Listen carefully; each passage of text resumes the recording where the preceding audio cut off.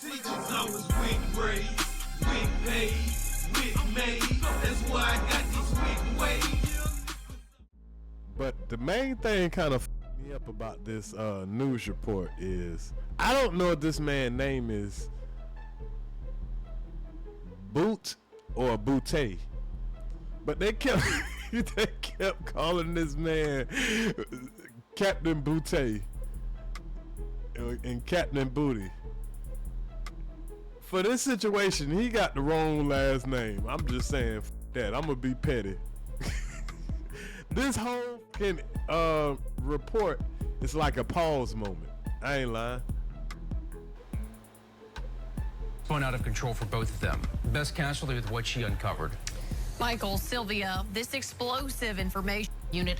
Thank you for joining us. A day after the stabbing death of a St. Gabriel police captain, the investigative unit uncovered a bombshell about what led to the killing. The Iberville Parish Sheriff's Office confirms Captain Devin Boutee and the suspect Warren Mitchell were in a relationship and spun out of control for both of them. Best casualty with what she uncovered. Michael, Sylvia, this explosive information comes from the sheriff's office, where investigators told me Boutee and Mitchell were already on their radar after several tips. Hey, they just done changed. They done said the name 2 different ways within the first 30 seconds. One of them calling them Boutee and the other one calling them Boutte. And I think the man's name is Boutte. I don't know. I've heard the name pronounced 3 different ways. On Sunday, news of 34-year-old police captain Devin Boutee's potential murder rocked the small community of St. Gabriel. Devin was in love with the police department and the city of St. Gabriel. He loved this community, and they loved him. Now, this is a fellow police officer right here. And he's saying that, you know, the guy is a, you know, fellow member of the, you know, the community. Everybody love him, you know, and he's going to say a lot of nice things. But you can't ignore the fact that this guy was a criminal. And he was doing something self-inflicted. He was breaking the law. I've never seen a cop have this much sympathy for a guy when they come over and find out that their lover unalived the other person and they were involved in drugs and crime. There wouldn't be no sympathy. You'd just be saying, well, unfortunately, this is what happened when you align yourself with that type of stuff. But when it's one of their own, oh. Boutee's chief, Kevin Ambo, was the first person to find his body.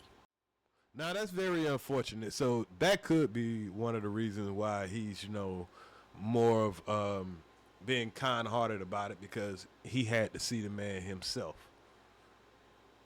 But it doesn't change the fact that he was being a criminal when he lost his life by associating himself with this guy in this type of activity. Hopefully I'll never have to witness something like that again. He tells us it was Boutee's boyfriend, Warren Mitchell III, who alerted him. I was notified by the sailor, sent an officer out. I came out and checked myself, and I ended up finding him succumbed to his injuries. Mitchell confessed over the phone. The sheriff's office says Boutee. Now that's wild. The dude that unalived the police officer called the police, called his boss and say, hey, your boy here, come and pick me up. I did it. That's weird. It's kind of weird that he knew that guy's number personally to call him and, you know, tell him, hey, come see him. Might be another story behind the story.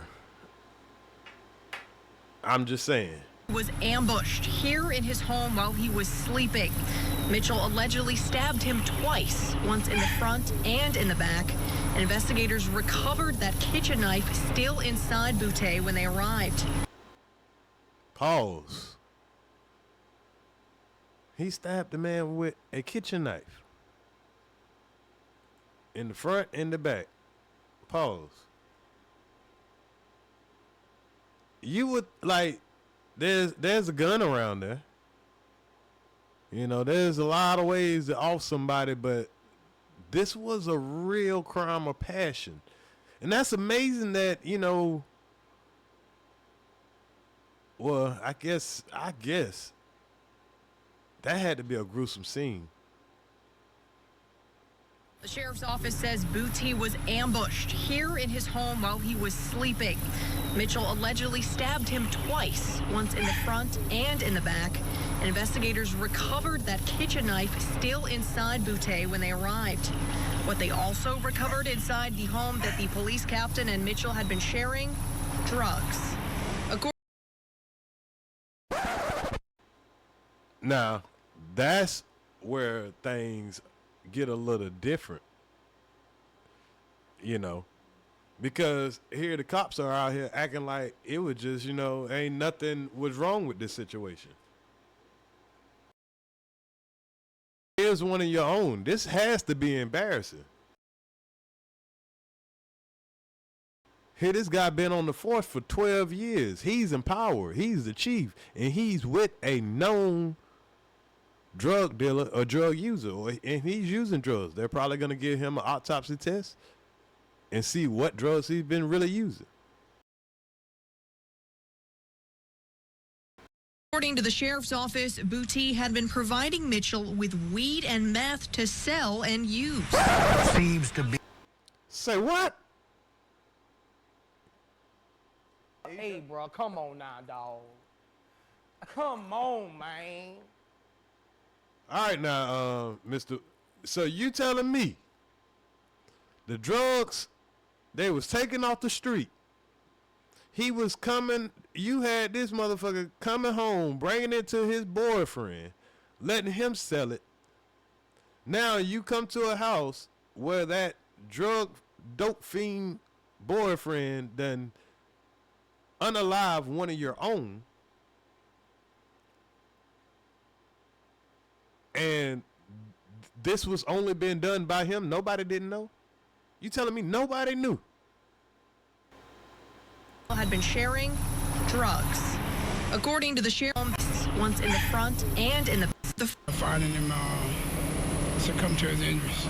Mitchell confessed over the phone. The sheriff's office says Boutee was ambushed here in his home while he was sleeping.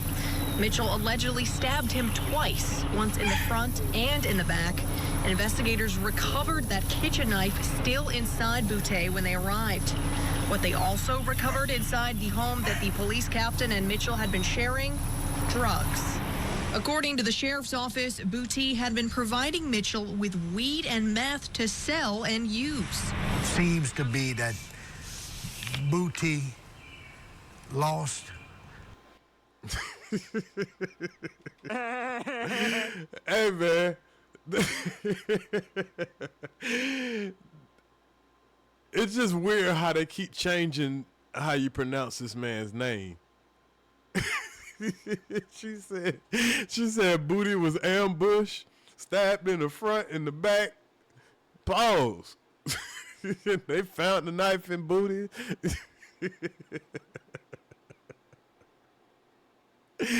All right, man. It's just funny, man. Fuck that. Fuck this motherfucker. He was out there probably robbing drug dealers, giving it to his boyfriend, had him selling dope. This wasn't no good guy.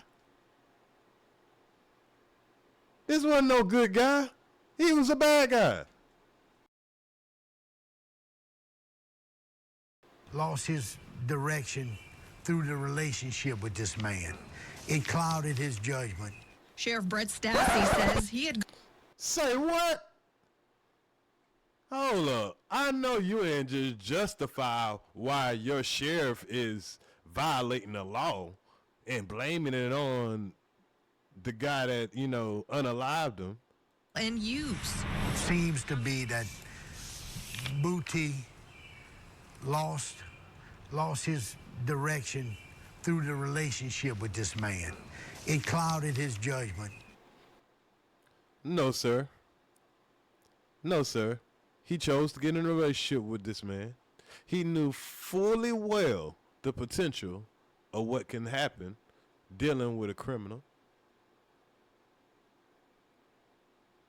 He was breaking the law. Not saying he deserved to, be unalive, but we know what comes with breaking the law and doing these type of criminal activities, especially in his position of power. He was abusing his power. That's what he was doing. Now, why can't you say that, sir? Because if this was just a regular old Pookie in the neighborhood, you would say this was a drug dealer that was dealing with some kind of other drug dealer or prostitute, and this is what happened. They were both breaking the law, and such and such, such and such. You don't know what happened in that house. Sheriff Brett Stassi says he had gotten a tip about this weeks ago. And that would be our jurisdiction. Well, if you got a tip about it weeks ago, why you didn't act on it? And actually asked the Attorney General's office to investigate Boutee just 10 days before he was killed. There's nothing that you can compare this crime to any other that I can remember in recent years. The suspect, 25-year-old Warren Mitchell III, has a lengthy criminal past. Drugs, robbery, even some indecent behavior back when he was a juvenile. And was even a... Damn. So they done went deep diving into this man's criminal history. So I'm 100% sure that this sheriff, or whatever his position is, chief sheriff, petty officer, I don't care what it is, he has a computer right there, and as soon as he decide that he was going to be in a relationship with somebody, he typed it up real quick, knew what this man was into, and that must have excited him or something. If this was a woman officer, or if it was a woman officer, we would be saying the same thing. Once you get in that position of power, you had to, they don't just put anybody there. How do you get a sexual deviant in that type of position that he got clouded judgment from a man that he want to mess with? And was even a suspect in a murder in Texas in 2021. In fact, he was out on bond for a robbery he allegedly committed last month when the stabbing happened. Now, that is very telling of, this guy, I'm talking about the deceased, was intentionally trying to break the law, because this guy I could see if the guy probably had a past, but the guy just broke the law a month ago, and here it is, you still messing with him. So he had to be he damn near accomplished. He probably helped the man commit the robbery. We've talked to the people in the community. Stassi says that robbery was a key point in the pair's increasingly toxic relationship. He thought that he was trapped in this relationship, and this was the only way out.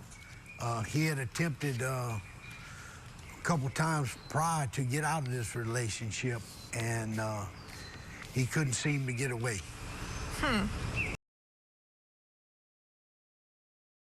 Meaning what exactly? A few weeks ago, he did a robbery at a store, knowing that he would be arrested and brought to jail, and that in fact happened. He posted a $27,000 bond, and Captain Boutee went to the store and tried to repay the money, and asked that they would come forward to drop charges. Wow. This man went and committed a robbery, tried to go to jail. He wanted to get away from Buddy so bad that he tried to go to jail. And this guy went and tried to bond him out. Well, he did pretty much. Somebody else bond him out, and he tried to pay the money back. That's crazy. And they knew this. Because if you know it now, you knew it then. What the holdup was? He's trying to get this man charges dropped. You telling me that wasn't suspicious when he did that? He was trapped in this relationship, and this was the only way out. He had attempted a couple times prior to get out of this relationship, and he couldn't seem to get away. Meaning what exactly? A few weeks ago, he did a robbery at a store, knowing that he would be arrested and brought to jail. And that in fact happened. He posted a $27,000 bond. And who gets a $27,000 bond for a robbery? Since when they started giving a bond that low? That's when you know he fucking the police. And Captain Boutee went to the store and tried to repay the money and asked that they would come forward to drop charges. Despite the term not being... Oh, so that's what happened. So, you know, usually if you take some money from a store or, you know, you fraud a store out of some money, if you go and pay them back the money, they usually drop the charges. So that's what he tried to do. He tried to pay. He probably bailed the man out and tried to go pay these people to drop the charges, knowing that this man here is already a criminal. Ain't that some shit? Being used officially. Captain Boutee. The situation between Boutee and Mitchell has all the red flags of domestic violence. He used some coercion and to keep pressure on him that I went and paid the money back. I got you out of the mill place. You talking like you was hearing the conversations. He sounded like he heard the shit personally. Yeah, I got you. I'm the one that got you out of jail. I paid the money and all that. Bitch, what the fuck? You talking like you heard this sassy ass motherfucker talking to this other sassy ass motherfucker. And now you trying to act like you the one put out the motherfucking, you the one got an investigation out. Get the fuck out of here. I did this. Just some control tactics that he used to kind of control him. It's amazing he found out all this shit since Sunday. Because that's when this situation happened. If you knew all of this, why are we here right now? Captain Boutee should have been locked up. Y'all should have been raided the house knowing that it was drugs in there. Y'all knew the whole damn time. That town ain't that damn big. Let's just keep it real.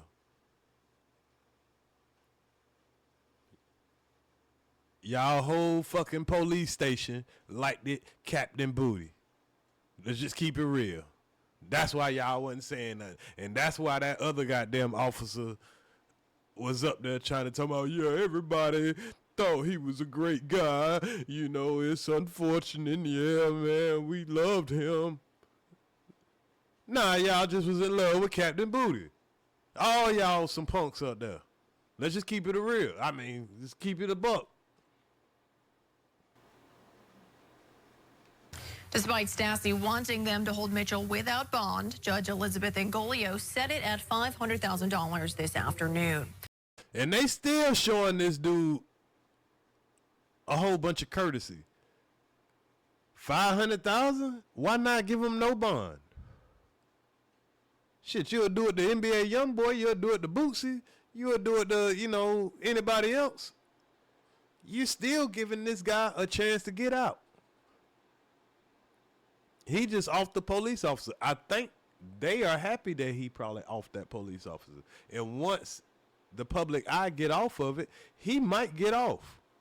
Crime of passion.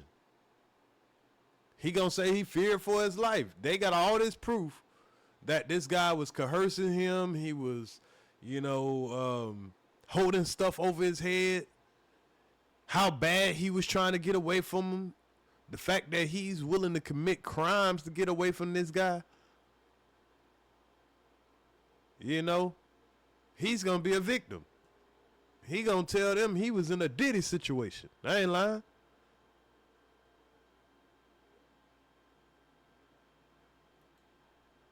For the investigative unit, Bess Casserly, WBRZ News.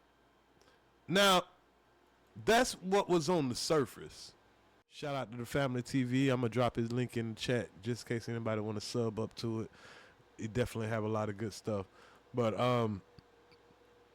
definitely did a more of a deep dive into the perpetrator of this crime. So we're gonna go over this video, and I'm gonna react to the details of this crime.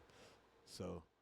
In the small town of St. Gabriel, Louisiana, a disturbing and tragic story. I never heard of this town. I mean, damn, I thought Georgia had some small town. Story has rocked the tight-knit community. A respected police captain, once trusted to serve and protect, became entangled in a dangerous, dysfunctional relationship with a known felon. What started as a secret affair has turned into corruption, addiction, and ultimately murder. And just 10 days before his shocking demise, who we'll later pay our respects to, serious concerns were raised. An investigator working a separate case approached the local district attorney, warning him to launch an investigation into the... I would like to see the proof of that. Yeah, it's easy for him to say that after, you know, they're said and done, but I believe that they could have been moved on this. They could have been moved on this. Captain, after multiple tips had surfaced. As far as the allegations, it was that the officer was supplying his boyfriend with illegal narcotics, both for personal use and to push in the streets. It was a relationship. And that's amazing. And you think he was acting alone? You really think he was acting alone? You never do anything alone as a police officer in the streets. He has to have allies. You got to do that as a unit. And you think when his partner was out there making moves in the streets, the police that was seeing this guy didn't know that, hey, that's the police, the captain's boyfriend. You think they didn't know that the captain's boyfriend is the one out here in the streets selling the dope? Come on, man. Fueled by power, dependency, and criminal activity, unfolding right under the nose of local law enforcement. And in return, what seemed like an ordinary night in St. Gabriel, it all came to a bloody end. The police captain was later killed by the very man he tried to protect, caught between being loyal to his badge and to his relationship. Apparently he couldn't escape. Today, we'll unravel the details behind this scandalous case, the missed warnings, and how a small town built on trust is now questioning the very people sworn to keep them safe. And that would be a real concern, especially if you staying in a small town like this and, you know, everything is being controlled through the captain, through these two running the dope game in the whole city. That's crazy. That's amazing. Before we go over this one, I want you guys to remember, I won't give you no angle. I just give you the story. So with that being said, make sure you like, comment, and subscribe. We're going to jump right to it. Today we're going to St. Gabriel, Louisiana, a small city located about 15 miles south of Baton Rouge. It's known for its rich history and close-knit community. One of its most 15 miles south of Baton Rouge? You might as well just say this South Baton Rouge. 15 miles? Yeah, that's Baton Rouge. noticeable landmarks is the St. Gabriel Catholic Church, which date back to 1769 and is one of the... Damn, 1769, that's before the country was a country. That's about when my high school was built. Y'all see how I work in the Deep South? They still got buildings that they had from before this was United States of America. That's wild. Oldest church buildings in the state. The town has a population of just a few thousand people and has traditionally been a quiet residential community. Growing up there was a woman who went by the name of Josie. She was a beloved 4th grade teacher at the former Fable J. Livingston Elementary School in New Iberville, Louisiana. There she had her son David Boutte, who ended up being a captain. Now you see how he's calling the man by, I believe, the right way, David Boutte. Or maybe he's trying to avoid calling the man Boutte. Even though all the officers, it seemed like they was trying to make a big pause joke. So I think the man's name might be Boutte. Who served 12 years for the Gabriel Police Department. And over his career, he steadily rose through the ranks due to his experience and leadership skills. Yeah, right. He rose through the ranks from his experience and leadership skills, I bet. In 2025, he was referred to as Captain Devin Boutee, who was now 34 years old. But 34 years old. the same Captain Devin was also in a relationship with a man who was just 25 years old and also recently gotten away with murder just 4 years prior. His name. Now, that's crazy. Now, I know as, like, you know, a coworker and all that, other coworkers shouldn't be getting into the business of their coworkers. But you would think when they gave him this job, they would, you know, check his little bit of your personal history. That's cool. But now if he recently started messing with this dude, you got to know that somebody, that if he's out here in the streets making moves, I'm pretty sure somebody knew. That's all I'm saying. This wasn't no one-man thing. Just him and his boyfriend. Name is Warren Mitchell, and back in 2021, he was arrested for a murder that took place at a local McDonald's in Austin, Texas. According to police, Austin 911 received a call about a shooting near a McDonald's on North Lamar Boulevard shortly before 7:30 p.m. on Wednesday, April 14th, 2021. When officers arrived, they found the gray-colored sedan that appeared to have crashed into other vehicles that were parked in a parking lot. The victim was identified as Kendarius Griffin. He was laying on the ground, just 18 years old, with a gunshot wound to the head. Damn. Now, if the family TV can get this type of information, let me drop the link in the chat just in case anybody want to sub up to the channel. If he can get this type of information through research, you telling me that the captain of a police force, even if it is a small town, wouldn't have this same information? Come on now. May he rest in peace. A love of condolences to his family. The sad part about this, Kendarius had his pregnant girlfriend, 2-year-old daughter, teenage sister, and 2 teenage cousins inside the vehicle when he had a gunshot wound to the head. Damn, boy, that's some cold ass shit there, boy. And that's cold. It's cold world. Thank God nothing happened to them except being traumatized for the rest of their lives. 8200 block of East Shelley Drive in Toulouse, a connection with the homicide. At the time, he had a $500,000 bond with the charge of second-degree connection. Old Island crime. April 23, 2021, members of the U.S. Marshal Northern Oklahoma Violent Crimes Task Force had arrested Warren Mitchell III, as mentioned 21 years old at the time, at a hotel on the 8200 block of East Shelley Drive. But that boy was getting around, so he knew he had done, you know, been involved with something in Austin, Texas. So now here he is in Oklahoma. So he was making them folks have to find out where he at. In Toulouse, a connection with the homicide. At the time, he had a $500,000 bond with the charge of second-degree murder. Austin murder suspect is in custody across state lines. U.S. Marshals tracked down 21-year-old Warren Mitchell III in Tulsa, Oklahoma, and arrested him late last night.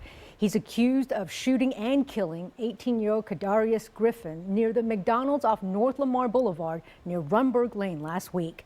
A pregnant woman and several children were in the car with Griffin when the shooting happened, but they were not hurt.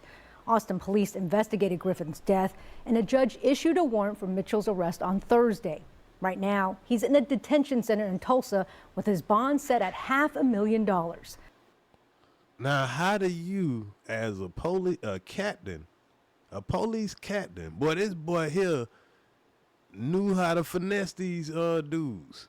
He finessed his way into the police after he done had a murder charge, and it sounded like he must have beat it. Last week, police said they were also looking for 2 other people connected to this shooting. Was the first to get arrested, and he talked to them boys. And how I know? Connected to this shooting. Warren was the first to get arrested, and he talked to them boys. And how I know? Well, in 2024, one of his co-defendants went to trial. Warren had testified, and it explained him going home less than a year. You see, on the last day of January... Boy, that boy, that is dangerous. He wasn't a trigger man, though.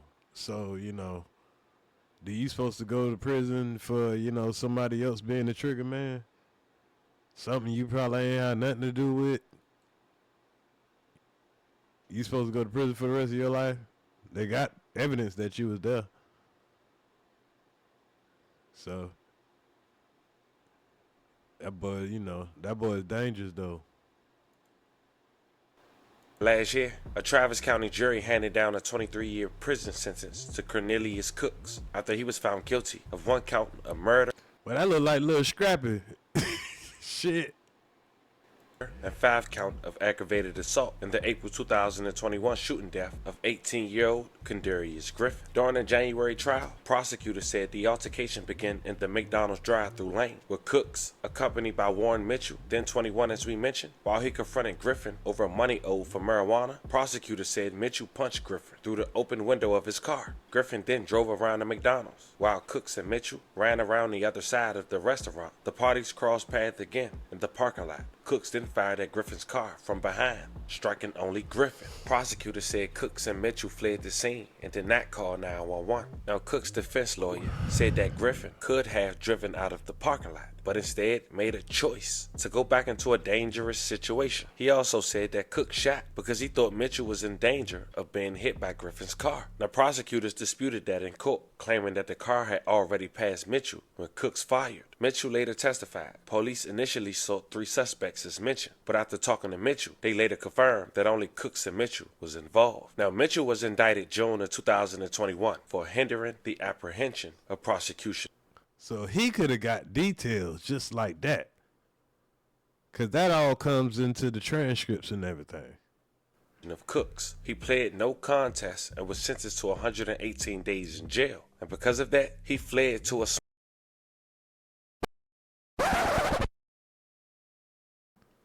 What? Hold up, how that happened? How in the hell this nigga is voluntarily robbing stores and trying to go to jail, and this nigga, how? Mitchell later testified. Police initially sought 3 suspects as mentioned, but after talking to Mitchell, they later confirmed that only Cooks and Mitchell was involved. Now, Mitchell was indicted June of 2021 for hindering the apprehension of prosecution of Cooks. He pled no contest and was sentenced to 118 days in jail. And because of that, he fled to a small town in Louisiana, as we just mentioned, St. Gabriel. And this time, he managed to be in a relationship with the police captain, whose identity... You telling me that the police ain't have nothing to do with that? How in the hell do this nigga slip off from snitching on a nigga about a murder, then end up with the police captain in another city? Boy, this boy here Lucifer. Identified as Captain Devin, but Mitchell's appearance seems to be a little different now, with dreads and even look a little darker. And after getting away with the situation that he started after punching someone over marijuana that led to him getting murdered by his friend, then telling on him, and now having a relationship with the police chief after running off to a small town in Louisiana, Warren Mitchell III, at 25 years old, will live his life like the law don't apply to him. And he did just that. Now, court records indicate that Mitchell was arrested on January 19, 2023 and charged with second-degree battery, and a bench warrant was issued for his arrest on April 30th, 2025 after he missed court for a motion hearing. He was arrested on June 13, 2025 for robbery, and that's when it was discovered he had an outstanding bench warrant, according to records. On June 16, 2025, Mitchell posted a $27,000 bond using a bail bondsman. He was out for 20 days when he was arrested Sunday, July 6, accused of killing St. Gabriel Captain Devin Boutee. Captain Devin was found. So there's no way that that guy could have acted like he didn't know that this dude was pretty much a career criminal. Like, wow. You knew everything about that murder, but no telling what he told him. But as a a captain, a police captain, he should have been able to see straight through that. That's amazing that he skipped all of those red flags. But like I say, the criminal was already in that captain. Now, who else in that police department had something to do with that? Because that man was not acting alone. You is not going to tell me that man act alone. It was just him and that one guy. That man come into a whole new city where he ain't sold no drugs at, but he know how to sell drugs in the city where he ain't from. I could see if he grew up in that city. That's different. So how was he supplying him drugs and having him supply drugs throughout the city from a city he's not even from, and he on the run? So that means he can't really come out. He got to have somebody else go do the shit for him and not get messed with by the police.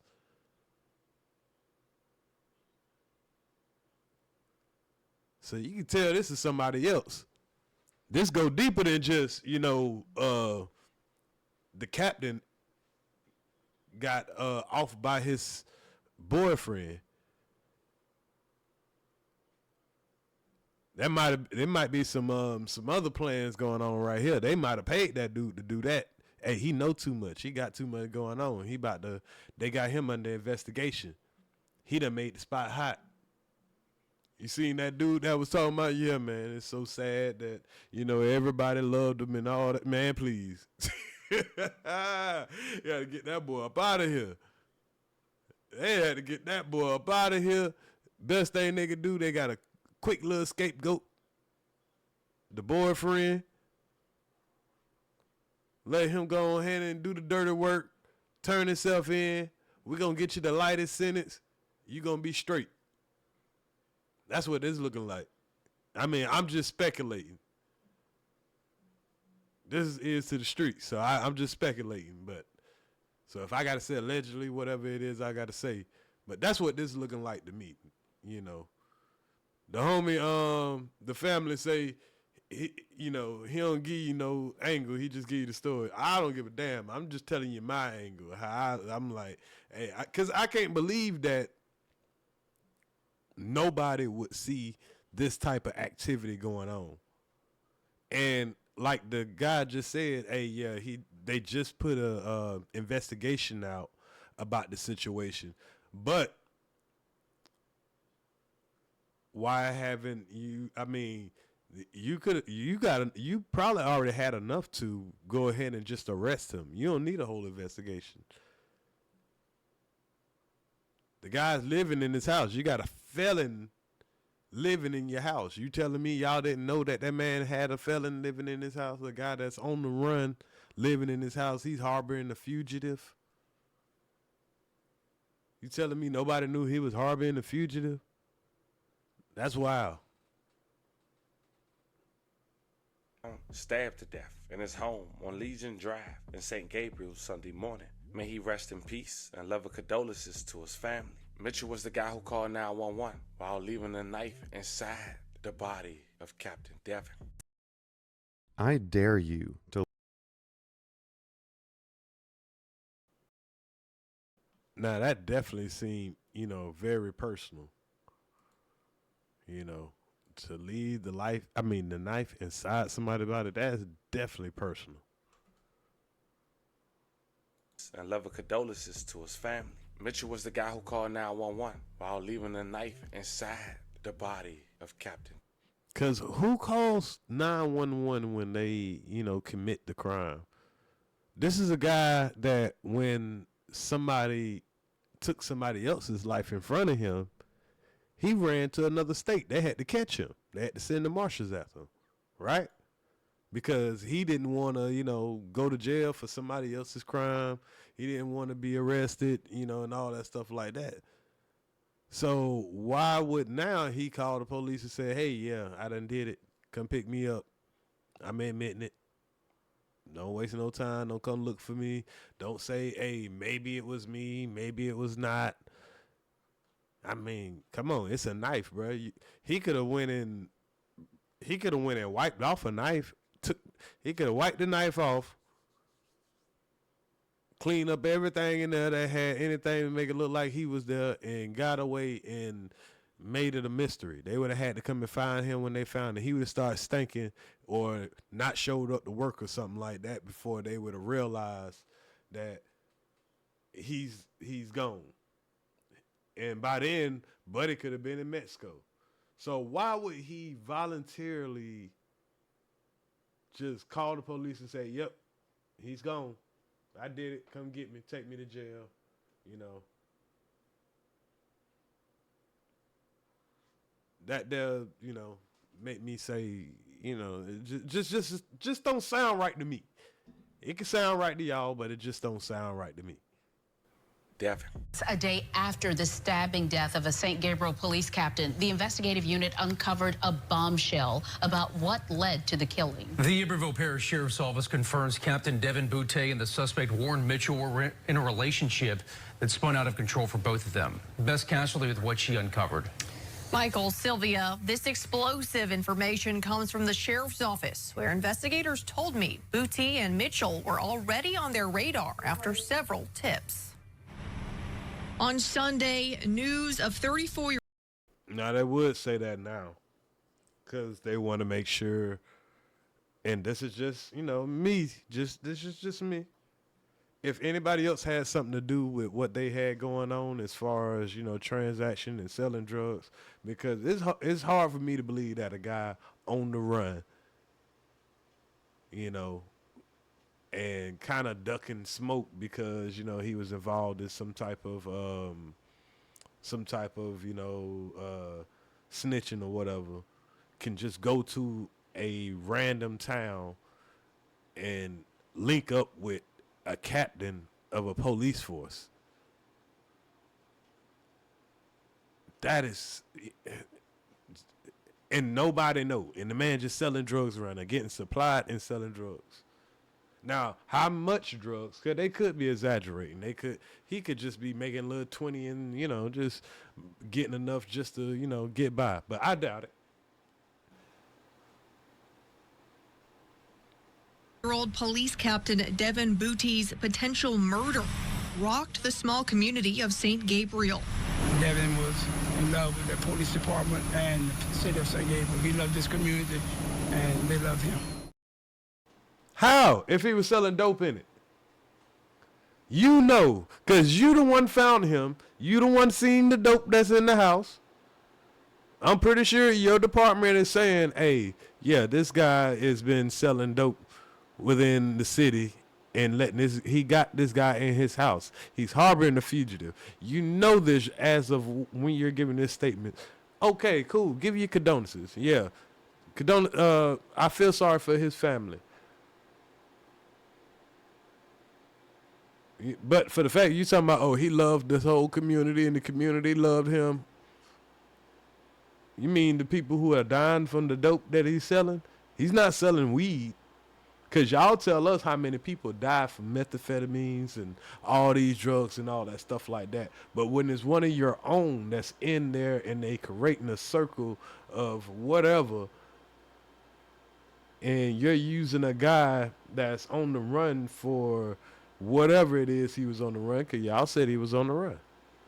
This man knew everything that we just found out through watching the research of a YouTuber about this man's history, and you're telling me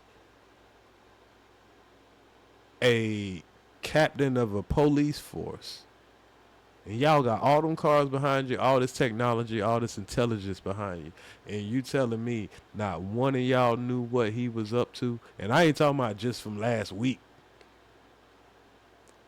Because this, you know, it had to be going on for a long time.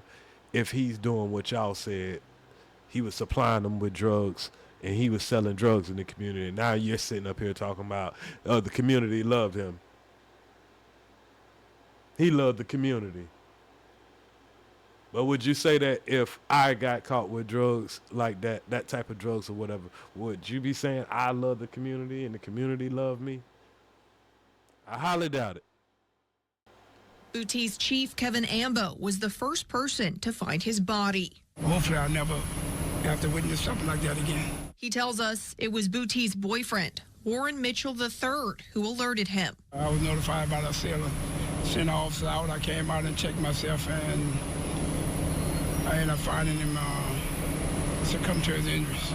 Mitchell confessed over the phone. The sheriff's office says Boutee was ambushed here in his home while he was sleeping. Mitchell allegedly stabbed him twice, once in the front and in the back. And investigators recovered that kitchen knife still inside Boutte when they arrived. What they also recovered inside the home that the police captain and Mitchell had been sharing, drugs. According to the sheriff's office, Boutee had been providing Mitchell with weed and meth to sell and use. Seems to be that Boutee lost his direction through the relationship with this man.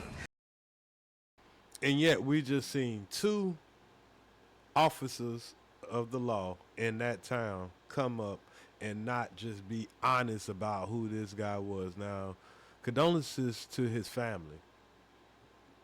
You know, we could separate that.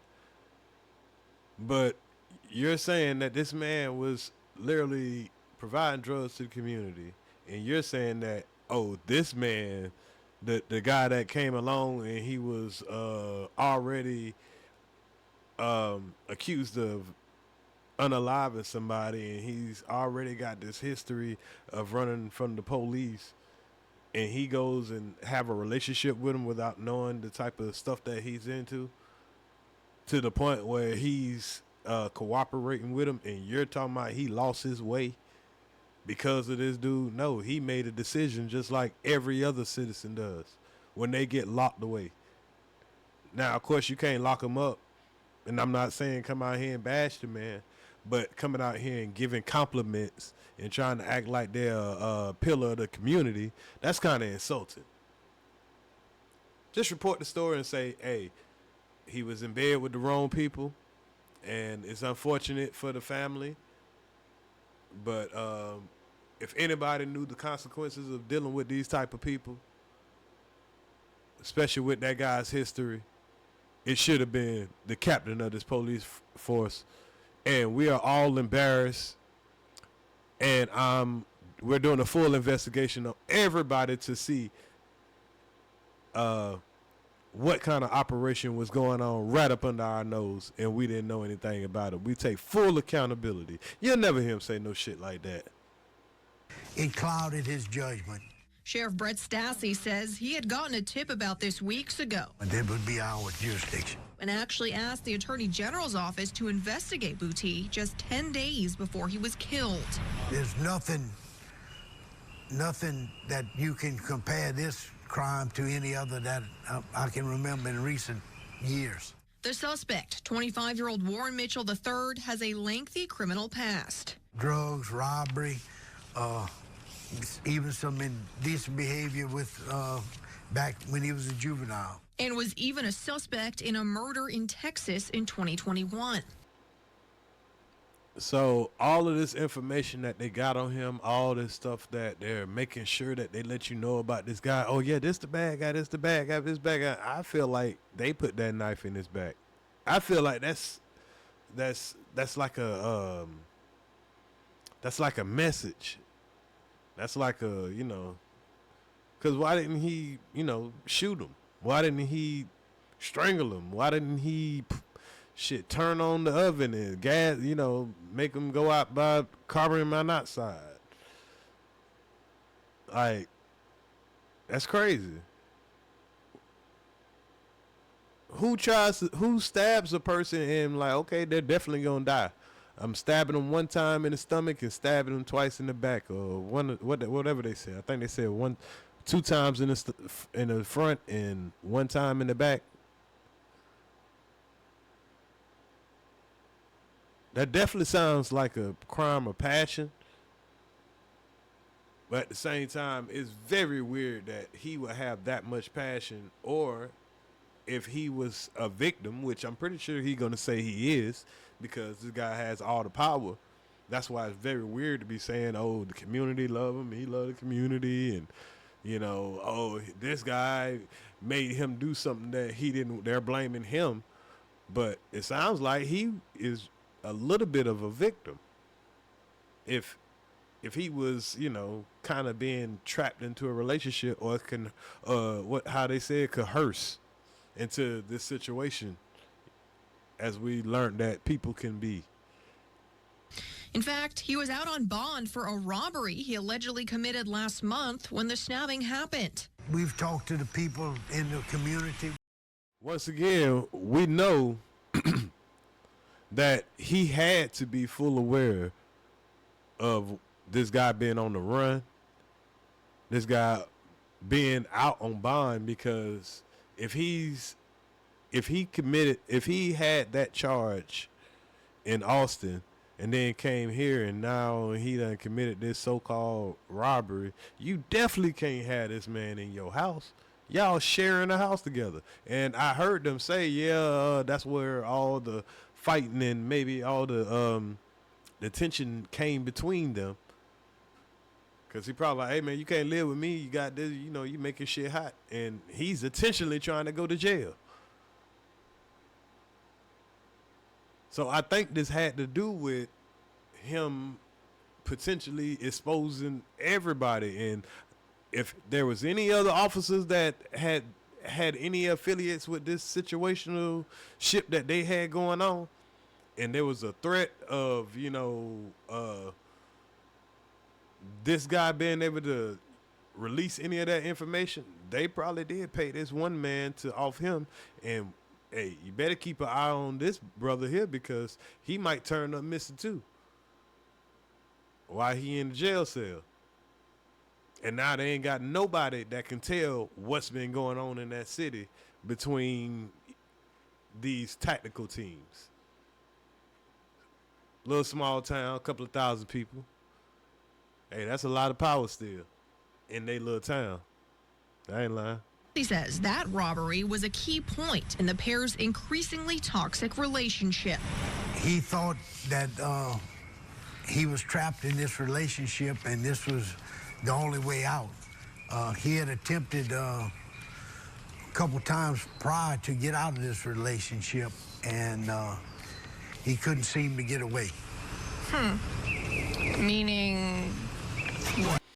I ain't never heard a fellow officer make the victim sound like the perpetrator. He's like, yeah, the guy that actually, you know, took him out, yeah, man, he was trying to get away from this guy.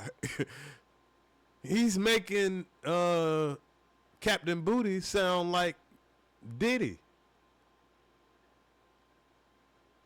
Have you ever heard a police officer or a law enforcement officer losing their life and one of their co-worker, one of their fellow men in blue, make them sound like, make the perpetrator sound like he was in self-defense? That's amazing. A few weeks ago, he did a robbery at a store, knowing that he would be arrested and brought to jail. And that in fact happened.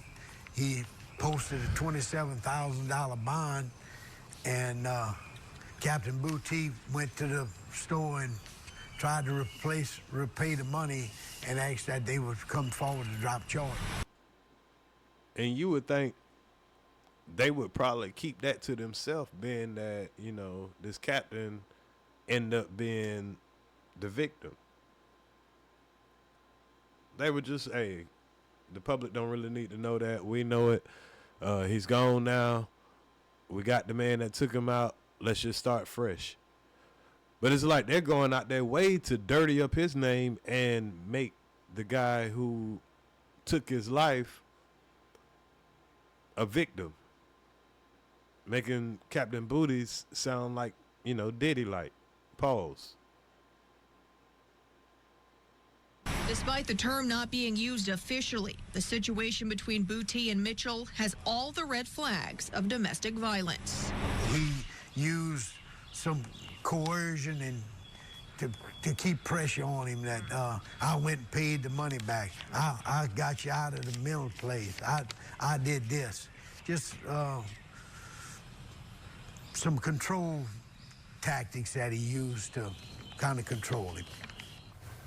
Despite Stassi wanting them to hold Mitchell without bond, Judge Elizabeth Angolio set it at $500,000 this afternoon. Now, some thought that piece by the local news was distasteful, bringing those allegations up, even though he lost. Exactly, I definitely did. I didn't get to this point in his video. I had heard, hell, it don't take me nothing about 5 or 10 minutes to realize that, hey, it's a video that I want to go over. So I try not to, I try to go over it and react to it at the same time y'all are. Or I'll skip through the whole video. I'll skip through some parts, so I'll hear some parts, and, you know, I'll be more familiar with them than others. But he definitely, a lot of people caught the same thing that I just caught, and hopefully y'all caught it too. And I'm just pretty much giving my opinion out loud.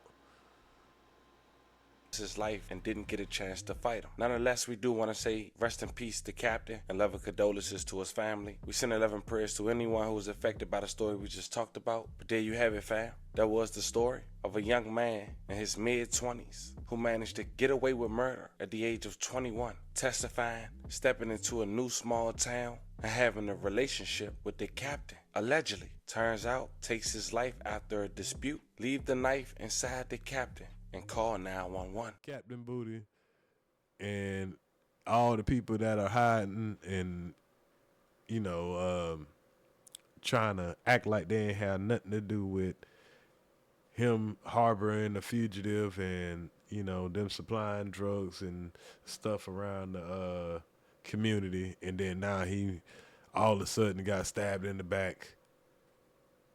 And the guy called the police and said, yeah, I did it. Come get me. I want to go to jail. But he didn't want to go to jail last time. So it ain't nothing wrong with this guy. This guy ain't crazy. But y'all want us to believe that this is an open and shut case, Johnson. Don't worry about nothing, y'all. There ain't nothing to see here. Open it. We got the bad guy. Everything's done. Hey, nobody look over here. We ain't, yeah, whatever he had going on, that was just him. He was a lone wolf.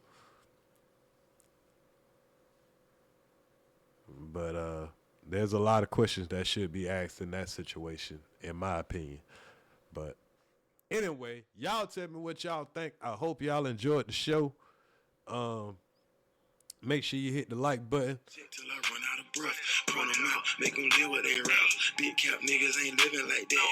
Do the most, get too close, you a ghost. Dope is a dope, you get more than a dose. Give all that I got till it ain't nothing left. I don't need no help, I could do it myself. Niggas big cat like a mixed fiesta. Dope on the scale, you won't get no extra this way. Make your hoe do what the money say. Tell your old man he don't want it, babe. I just bought a new stick the other day. Cook dope on the stove or microwave. The neighbors don't like the J's, they keep calling. Come on, I'ma keep serving the thumb and defy the ranks. Just be like funkus. No Q and not just the city. Keep focus my business, I'm just being honest. Keep dealers and killers among me. Wrap your ass up like a mummy.